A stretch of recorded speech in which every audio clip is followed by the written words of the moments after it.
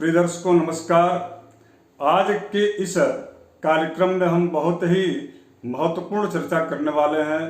पूरे इस जन्म कुंडली का जो सार तत्व है, अर्थात जैसे समुद्र का मंथन किया जाता है और समुद्र के मंथन के पश्चात जो अमृत निकलता है, जो कि वह सार तत्व होता है। निकलते तो उसमें से 14 रत्न है, लेकिन चर्चा होती किसकी है? अमृत की चर्चा होती है। तो आज उसी प्रकरण की चर्चा होगी आज के इस कार्यक्रम में। क्योंकि जो है चर्चा आज जो है जन्म कुंडली के नवम भाव अर्थात भाग्य भाव की चर्चा हो रही है। जीवन में यदि आपको सम्मान, धन, वैभव, सुख और इसके साथ साथ में धर्म और तपस्या, इन सारी चीजों का यदि आपको आकलन करना है कि यह कितना होगा, कब होगा, नहीं होगा, या इससे संबंधित सुख से वंचित जो है हम क्यों हो रहे हैं, इन सारी विषयों का विशद चिंतन, विस्तार से चिंतन नवम भाव अर्थात भाग्य भाव से की जाती है। भाग्य भाव का यह कतई मतलब ये नहीं है, ज्योतिष कभी भी भाग्यवादी नहीं बनाता। इसलिए क्योंकि भाग्य के पूर्व लग्न से ठीक तीसरा स्थान व्यक्ति का पौरुष का स्थान होता है, पराक्रम का स्थान होता है। पराक्रम से ही द्वार खुलता है भाग्य का, और भाग्य के बाद का जो भाव होता है वह कर्म का भाव होता है। अर्थात आपका कर्म तभी सुनिश्चित रूप से सही दिशा में जाएगा जब आपका पुरुषार्थ ठीक होगा और आपका भाग्य बलवती या भाग्य आपका साथ देगा। कहा गया है धर्मशास्त्रों में कि पुरुषार्थं च भाग्यं च द्वे चक्रे चैव निश्चिते वहतः साम्य भावेन रथम जीवन रूपिणम। भाग्य और पुरुषार्थ दोनों व्यक्ति के जीवन के व्यक्ति का जो जीवन है, उस जीवन रूपी रथ का ये दोनों पहिया है। कौन? भाग्य और पुरुषार्थ। पुरुषार्थं च भाग्यं च द्वे चक्रे चैव निश्चिते वहतः साम्य भावेन रथम जीवन रूपिणम। जीवन रूपी रथ के दो पहिए हैं। कौन कौन? भाग्य और पुरुषार्थ। लेकिन सबसे पहले स्थान यहां पर दिया गया पुरुषार्थ का। दूसरे श्लोक में पूर्णतः स्पष्ट हो जा रहा है कि भाग्यम तु सर्वथा लोके पुरुषार्थे च समाश्रितम बलाबलेन भाग्यस्य पुरुषार्थम प्रभावितम। पुरुषार्थ पर ही भाग्य आश्रित होता है। यह बात स्पष्ट है कि कभी भी भाग्यवादी व्यक्तियों के लिए यह सीधा संकेत और संदेश दोनों है कि पुरुषार्थ जब तक आप नहीं कीजिएगा तब तक आपका भाग्य सुधरने वाला नहीं है, या आपके भाग्य में जितना प्रतिशत आपको धन वैभव का सुख प्राप्त होने वाला है वह पूर्णतः आपको प्राप्त नहीं हो पाएगा। तब तक नहीं प्राप्त हो पाएगा जब तक कि आप पुरुषार्थ नहीं करेंगे, पराक्रम नहीं करेंगे। इसलिए जन्म कुंडली के आप देखे होंगे कि लग्न से 1, 2 और 3, लग्न से तीसरा स्थान जो है पुरुषार्थ का होता है, और यदि पुरुषार्थ से ठीक 7वां जो स्थान होता है वह भाग्य का होता है। अर्थात भाग्य का द्वार जो है पुरुषार्थ यानी कि पराक्रम का भाव ही खोलता है।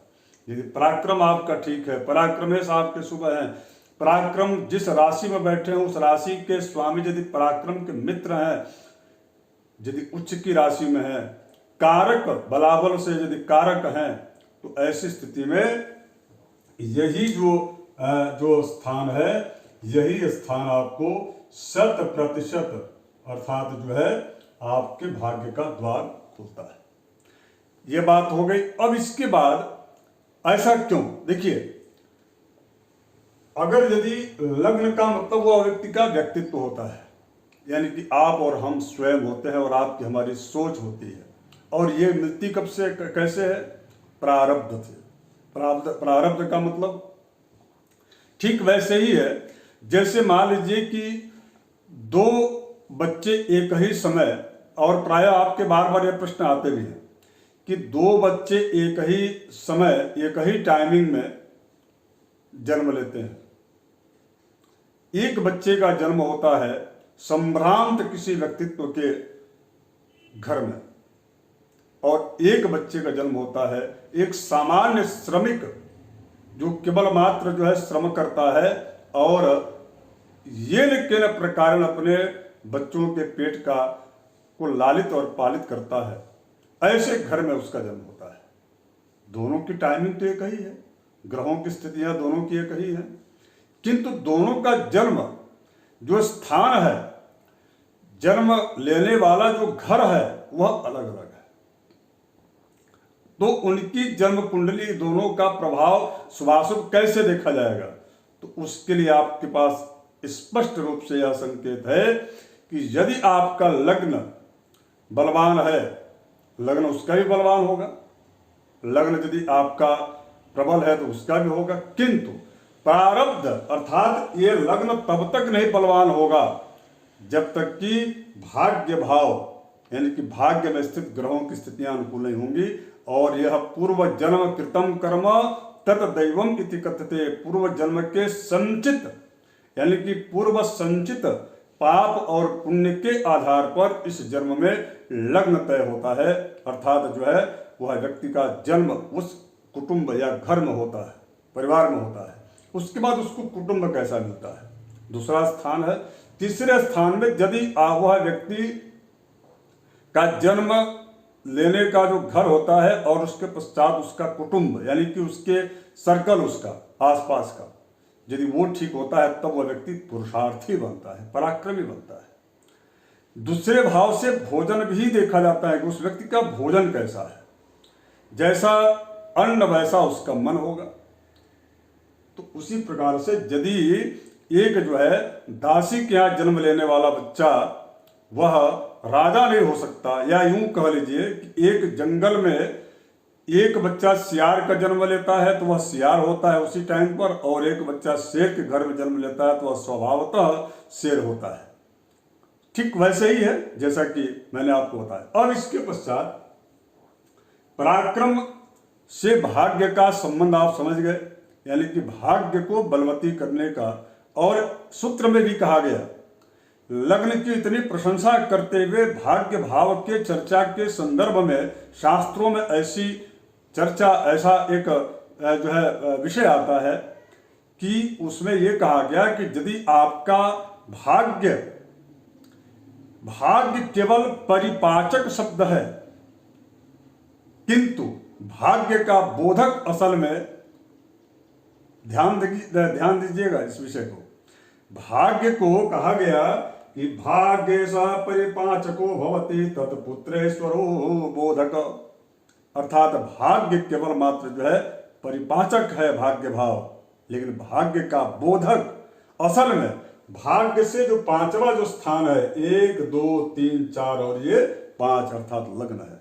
लग्न हमने कहा ना आपको कि जन्म स्थान, वह जन्म किसके घर में ले रहा है, वह व्यक्ति जन्म कहां पर हो रहा है, उसका सर्कल कैसा होने वाला है, तब जाकर के डिपेंड होता है कि उसका पराक्रम कैसा होगा।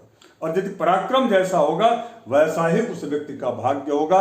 इसलिए कहा गया कि भाग्य भाव तो केवल मात्र जो है प्रतीकात्मक है, लेकिन इसका जो मूल है वह कितना भाग्यशाली व्यक्ति होगा वह लग्न तय करेगा।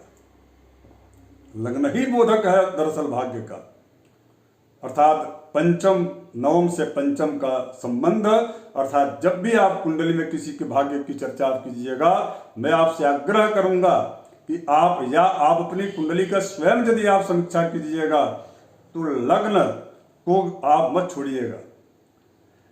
लग्न और भाग्य दोनों एक दूसरे के पूरक हैं। ठीक वैसे ही जिस प्रकार से पुरुषार्थी व्यक्ति ही भाग्यशाली हो सकता है। और पुरुषार्थ और भाग्य यदि दोनों प्रबल है उसके व्यक्ति के जीवन में, तो वह उस व्यक्ति के कर्म करने की दिशा सही होगी। अब आपने देखा होगा कि अब एक प्रश्न उठता है कि पराक्रम। देखिए, पराक्रम यदि एक रिक्शा चलाने वाला व्यक्ति भी जो सामान्य परिवार का होता है, सामान्य व्यक्ति होता है, श्रमिक होता है, वो भी उतना ही पराक्रम करता है जितना कि एक जो है उच्च घर के किसी व्यक्ति में के घर में जन्म लेने वाला व्यक्ति करता है। तो दोनों का डिफरेंट क्यों है? एक जो है सामान्य स्थिति में ही अपने जीवन को का निश्चय उसका हो जाता है, ऐसा क्यों? तो उसके पीछे एक बड़ी अच्छी बात मैं आपको बताऊं। यह इसलिए ऐसा होता है क्योंकि पराक्रम के पश्चात जो प्रारब्ध है पूर्व जन्म का, वह जो संचित, चूंकि पराक्रम के ठीक बाद का जो भाव होता है, चौथा भाव होता है, जो पूर्व संचित पाप पुण्य के आधार पर वह आगे व्यक्ति बढ़ता है, वो उसको उतना साथ नहीं दे पाता जितना कि वह श्रमिक जो है श्रम करके, परिश्रम करके, पराक्रम करके भी वह एक जो पहले से ही, क्योंकि पूर्व संचित पाप पुण्यों के आधार पर ही लग्न अर्थात उस व्यक्ति का जन्म स्थान सुनिश्चित हुआ है। इसलिए यह ध्यान देने वाली बात है कि वह व्यक्ति जो है निश्चित रूप से भाग्यशाली है, और वह व्यक्ति उसका पूर्व संचित जो पुण्य है वह उसके पास न होने की वजह से, टाइमिंग दोनों की एक ही है, घर अलग अलग है, स्थान जन्म का अलग अलग है, इसलिए वह व्यक्ति भाग्य उसका उतना बलवती या प्रभावशाली नहीं है। तो कुल मिलाकर के, और यदि कर्म की बात की गई, कर्मण्येवाधिकारस्ते मा फलेषु कदाचन, गीता में भगवान श्री कृष्ण ने संदेश भी दिया, कर्म बहुत आवश्यक है। जब तक आप कर्म नहीं कीजिएगा, आज हमारे आपके पूर्वजों ने कर्म किया, उसका परिणाम हम और आप लोगों, आपको और हमको जो है पर्यावरणीय सारी सुख सुविधाएं प्राप्त हो रही है। हम जब कर्म करेंगे तो हम अपने बच्चों को दे करके जाएंगे। कर्म का संबंध भविष्य के लिए है। कर्म आपके भविष्य को सुनिश्चित करता है, निर्धारित करता है। भाग्य पूर्व संचित जो है चीजों को आपको देता है, लेकिन उसका आधार पराक्रम होता है। तो पराक्रम, भाग्य, कर्म और लग्न यानी कि व्यक्तित्व, इन चार चीजें जो है जन्म कुंडली की सबसे महत्वपूर्ण है। अब आइए, क्योंकि विस्तार विषय का हो रहा है, फिर पुनः कभी इस विषय पर हम चर्चा विस्तार से करेंगे। आज की चर्चा यह है कि अगर यदि इस प्रकार से भाग्येश आपकी जन्म कुंडली में कहाँ पर बैठे होते हैं तो उनका क्या शुभाशुभ प्रभाव पड़ता है। तो देखिए, सबसे पहली बात तो यह है कि भाग्य का निर्धारण करने के साथ ही जो है भाग्येश के साथ साथ में गुरु बहुत ही प्रबल कारक ग्रह होते हैं, और गुरु को तो अमृत कहा गया है। चंद्र के साथ जुड़ जाए तो वह परम अमृत हो जाता है, ऐसे व्यक्ति के जीवन को जो है वह संवार देते हैं। तो कहीं पर भी पहला सूत्र यह है कि भाग्येश यदि किसी भी जिस राशि में हो, पापक ग्रह हो, शुभक ग्रह हो, तो वह उनका प्रभाव सदैव अनुकूल ही होता है, उस व्यक्ति को भाग्यशाली ही बनाते हैं। उसके पीछे मैं बता दूं आपको, देखिए शुभग्रह, सबसे पहले आप ये जान लीजिए कि आपके भाग्येश आपकी जन्म कुंडली में कौन है। तो आपको मैं ज्यादा समय नहीं दूंगा। यदि भाग्येश आपके जो है यहाँ पर 9 अंक है तो आपके भाग्येश यहाँ पर जो है गुरु होंगे। यदि आपको और आपकी कुंडली में यहाँ 9 की जगह पर कोई और भी अंक हो सकता है तो उसके लिए आप यहाँ से जो है मिलान कर सकते हैं। 1 8 यदि है तो मंगल, और 2 7 है तो शुक्र, 3 6 है तो जो है बुध, और यदि 9 और 12 अंक वहाँ पर है तो गुरु होंगे। जैसा कि इस कुंडली में गुरु भाग्य से, चूंकि भाग्य स्थान यानी कि ये 9वां स्थान जो होता है, यह जो है यहाँ पर 9 अंक है तो गुरु हो गए। इसी प्रकार से यदि 10 और 11 अंक है, दोनों में से कोई भी एक अंक तो शनि हो गए भाग्येश, और 5 या 4 है तो चंद्र, और 5 है तो सूर्य हो गए। तो इस प्रकार से भाग्येश आप निकाल सकते हैं। अब भाग्येश आपकी जन्म कुंडली में यदि लग्न में बैठे हैं, अत्यंत भाग्यशाली वह व्यक्ति होता है। व्यक्तित्व उसका निश्चित रूप से बहुत ही सम्मानित वह व्यक्ति होता है, विद्वान होता है, समय की समझ होती है। वह व्यक्ति उस व्यक्ति का प्रभाव ठीक वैसे ही होता है जिस प्रकार से सूर्य और गुरु की युति या दृष्टि या संबंध से होता है, अर्थात प्रबल जो है राजयोग कारक हो जाता है। अब इसके पश्चात जो है द्वितीय स्थान में यदि बैठते हैं तो कुटुंब का यह स्थान होता है, धन का स्थान होता है, यहाँ पर भी कारकत्व मिल जाता है। यदि यहाँ पर यदि पापक ग्रह होते हैं तो थोड़ा सा उसको जो है जीवन में के प्रारंभ पूर्वार्ध में, यानी कि जीवन का जो पूर्वार्ध होता है, बचपन होता है, वह बहुत ही ज्यादा कठिनाइयों भरा होता है, लेकिन इसके पश्चात वह व्यक्ति जो है अत्यंत शुभप्रद स्थिति में भाग्यशाली होकर के और वह जीता है। तीसरा पराक्रम का हमने बता दिया। पराक्रम पर यदि यहाँ पर पापक ग्रह, विशेष करके यहाँ पर तो मंगल अत्यंत कारक ग्रह होते हैं, जबकि पापक ग्रह तो मंगल हो गए, शनि हो गए, तो यहाँ पर पापक ग्रह हो या शुभ ग्रह हो, सूर्य यदि भाग्येश यहाँ पर बैठते हैं, उनसे संबंध बनता है, निश्चित रूप से वह व्यक्ति जो है अत्यंत भाग्यशाली होता है और बहुत ही अच्छा रिजल्ट देते हैं। 100% उस व्यक्ति के जीवन में सभी प्रकार के कार्यों को सुनिश्चित रूप से करने वाले होते हैं। चतुर्थ स्थान माता मित्र का होता है, तो निश्चित रूप से यहाँ पर यदि भाग्येश आ जाए तो केंद्र में आ जाते हैं। पंचम नवम और पंचम भाग स्वामी जब केंद्र में तो राजयोग बना देते हैं। यदि पंचम स्थान में नवमेश हो जाए ये तो और अच्छी बात है, अर्थात उस व्यक्ति के भाग्य कर्म और उस व्यक्ति के पराक्रम, भाग्य और कर्म के साथ में व्यक्तित्व को विकसित करने में ज्ञान की बड़ी भूमिका हो जाती है। यानी कि वह व्यक्ति बहुत अच्छा, उसका शिक्षा दीक्षा उसकी बड़ी अच्छी होती है और उसका लाभ ही वैसा ही उसको जो है करियर में भी लाभ मिलता है उसी शिक्षा के आधार पर। शत्रु स्थान में यहाँ पर चले जाए, यदि यहाँ पर पापक ग्रह हैं तो बहुत ही शुभप्रद हो जाते हैं। यदि शुभग्रह है तो उनका, उस व्यक्ति का जो जीवन होता है ठीक वैसा है जैसा द्वितीय भाव का फल होता है कि पूर्वार्ध उसका बहुत ही कठिनाई भरा होता है, लेकिन जीवन का जो उत्तरार्ध होता है, यानी कि लगभग जो है 45+ के बाद का जो समय होता है वो बहुत थोड़ा सा सुखप्रद होता है। यानी कि वह व्यक्ति अपने जो है पूर्व के किए हुए कार्यों का परिणाम उसको 45 वर्ष के पश्चात मिलता है, ऐसा प्राय देखा गया। यही भाग्य यदि सप्तम स्थान बैठते तो वह व्यक्ति चूंकि सुख से सुख का स्थान, यानी कि पत्नी का स्थान होता है पुरुषों की कुंडली में और स्त्रियों की कुंडली में यह पति का होता है, तो दोनों का ही यह दोनों ही स्थिति में यदि यहाँ पर भाग्येश आ जाए, या पापक ग्रह हो या शुभ ग्रह हो। पापक ग्रह थोड़ी बहुत जो है जीवन साथी को रोगग्रस्त बना सकते हैं, किंतु इसके अतिरिक्त सारे चीजों में अनुकूलता ही देखी गई है।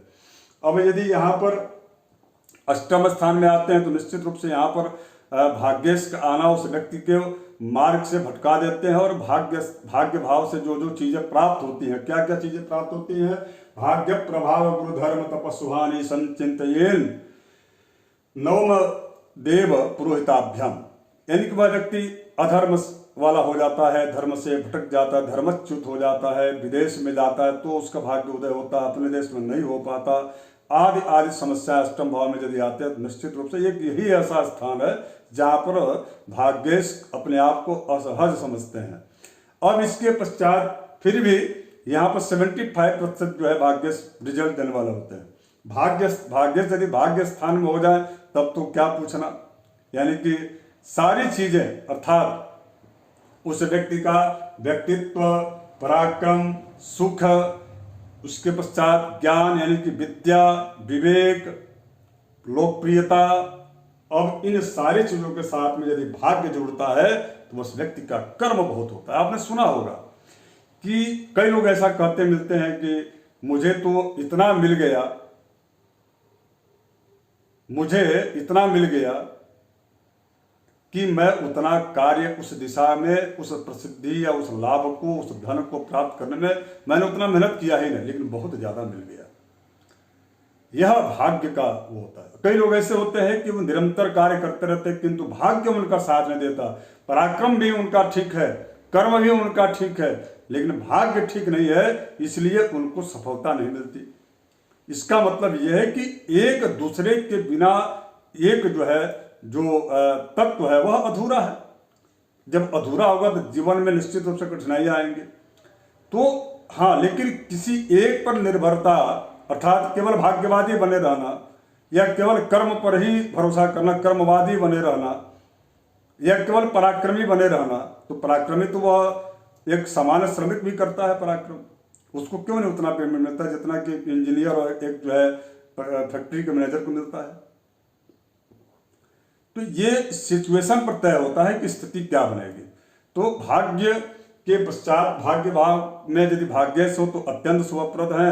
विशेष रूप से यदि भाग्य भाव या भाग्येश पर मैं आपको जो 1 मिनट थोड़ा अधिक समय लग सकता है, भाग्येश जहां पर भी बैठे हों और वह भाग्येश अगर यदि पापग्रह ही क्यों न हो, कहा गया है कि पापो पितुंग निज मित्र गृहोपगश्चेत भाग्ये तो भाग्य फलद सततम नराणाम। पापग्रह भी यहां पर रिजल्ट देते हैं भाग्य स्थान में। यदि वह अपने मित्र और अपने जो है उच्च की राशि में हो, यदि वह मित्र क्षत्रिय हो, तो वह निश्चित रूप से वह व्यक्ति अत्यंत भाग्यशाली होता है। अर्थात भाग्य स्थान में वह पापक ग्रह भी अत्यंत शुभप्रद। क्योंकि आपके मन में प्रश्न उठ रहा होगा कि यहाँ पर शुभ ग्रह नहीं हो, पापक ग्रह यदि बैठ करके भाग्य से बैठे तो उनका क्या रिजल्ट होगा। तो भाग्य स्थान में यदि पापक ग्रह भी होता है तो वह भी बहुत रिजल्ट करता है। अब इसके पश्चात दूसरा, भाग्य यदि कर्म स्थान में चले जाए तो उस व्यक्ति का कर्म बहुत अच्छा होगा और कर्म ही आगे की यात्रा अर्थात उसके बेनिफिट का, आय का। देखिए कई लोग ऐसे में आपको बताया था कि कर्म अत्यधिक करते हैं लेकिन उनको उतना बेनिफिट यानी कि आय नहीं मिलता जितना कि भाग्य उनको दे जाता है। जितना उनको भाग्य से मिल जाता है उतना उनको कर्म करने से नहीं फल की प्राप्ति होती है। तो ये चीजें जो है इस भाग्य का, भाग्य से यदि दशम स्थान से संबंध बना ले या स्थान परिवर्तन कर ले एक दूसरे, यानी 10वें चले या भाग्य स्थान में, भाग्य चले जाए कर्म स्थान में, तो ऐसे व्यक्ति को निश्चित रूप से जब तक उसका जीवन रहेगा तब तक उसको उतना ही लाभ मिलता रहेगा या उतनी ही वह उन्नति करेगा जितना कि भाग्य साथ देगा उतना ही उसका व्यक्ति का कर्म भी उस व्यक्ति को साथ देगा। कई लोग विशेष करके राजनीतिक क्षेत्र के लोगों को आपने देखा होगा कि वह जब तक जीवित रहते हैं तब तक वह सत्ता में बने रहते हैं या कहीं न कहीं सत्ता से उनका संबंध बने रहता है, यानी कि वह उत्कृष्ट और उच्च अवस्था में बने रहते हैं। तुंग यानी कि उच्च अवस्था। अब यही यदि भाग्येश एकादश में चले जाए तो यहाँ पापक ग्रह भी हो तो भी शुभप्रद है, शुभ ग्रह है तो भी शुभप्रद है, निश्चित रूप से उनकी आय सुनिश्चित बनी रहेगी। यदि यही शुभ ग्रह जो है 12वें स्थान में जाते हैं तो वहां पर भी शुभता ही प्रदान करते हैं, किंतु यदि यहां पर पापक ग्रह हैं तो निश्चित रूप से भाग्येश वहां पर जो है बहुत ज्यादा बेनिफिट आपको नहीं दे पाते। उसके लिए आपको करना क्या चाहिए, यदि ऐसी स्थिति बनती है फिर भी भाग्येश कहीं पर भी, तो मैं आपको बता दिए कि एक सूत्र में कि 75% तो कहीं पर भी वह रिजल्ट देते ही देते हैं। अब रहा सवाल द्वादश भाव में, हमने इसलिए ऐसा कहा, शास्त्रों में कहा गया है कि यह जो है स्थान होता है वह व्यय का स्थान होता है। वह उस व्यक्ति को समाज से, देश से, धन से, यश से, सम्मान से, प्रतिष्ठा से अपने आप को उन्मुक्त कर लेता है, अर्थात वह मुक्त हो जाता है या मुक्त होना चाहता है। ऐसी स्थिति में वह वहां जा करके अच्छा कार्य करता है किंतु वह अपने समाज या अपने वर्ग से अलग हट करके काम करता है।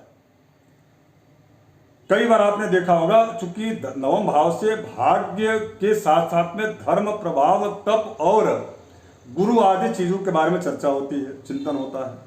तो ऐसे लोग जो है धर्म को अपने धर्म के विरुद्ध या अपनी विचारधारा के विपरीत वह किसी दूसरे विचारधारा से प्रभावित होकर के और वह उनके प्रचार प्रसार में लग जाते हैं।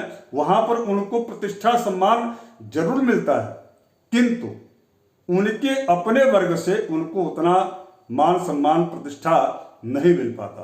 कुल मिलाकर के ऐसे जो लोग होते हैं वह एक जो समान जो धारा है उस धारा के विपरीत अपनी धारा वह सदैव प्रवाहित करने का प्रयास करते हैं। इसलिए द्वादश स्थान में यदि भाग्येश जाते हैं तो कुछ मामले में विशेष करके प्रसिद्धि उनकी होती है, लेकिन अपने वर्ग से अलग होती है। अर्थात भाग्येश ने वहां पर रिजल्ट दिया, लेकिन अपने कुनबे से अलग कर दिया।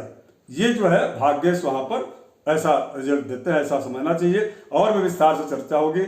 आप सभी से मेरा आग्रह है कि आप जो है लाइक और शेयर सब्सक्राइब भी कर लीजिएगा, इसलिए क्योंकि और लोगों से को जोड़ना है। कल हम चर्चा करेंगे दशम भाव, अर्थात ये जो भाव है ये हमारा कल का विषय होगा। बहुत विस्तृत विषय होगा और बड़ा ही अच्छा लगेगा। आप जरूर जुड़े रहिए, अधिक से अधिक लोगों को जोड़ने का प्रयास कीजिए। धन्यवाद। फिलहाल आज इतना ही। नमस्कार।